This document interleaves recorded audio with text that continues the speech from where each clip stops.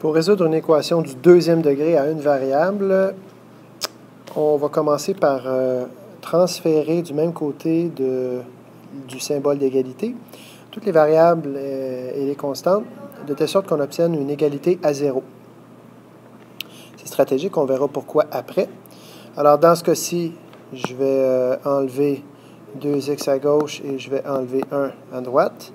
Et je vais faire la même chose ici, et je vais enlever 1 à droite. Donc, j'ai 6x2 plus 3x moins 2x moins 1 est égal à 0.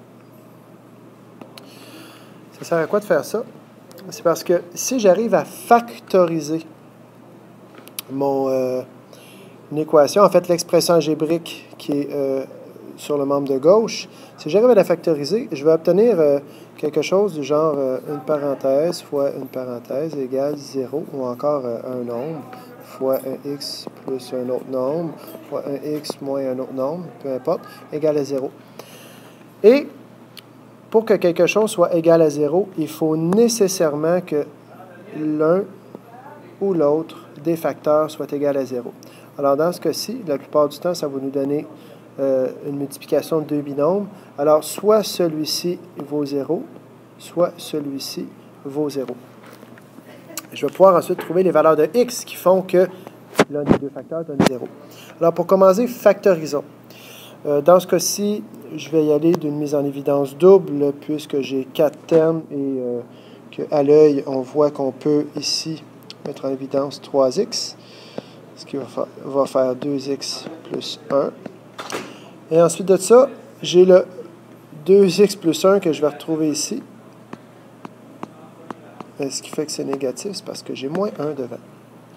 Alors, et tout ça est égal à 0. Poursuivons la factorisation. Alors, 3x moins 1 fois 2x plus 1 est égal à 0.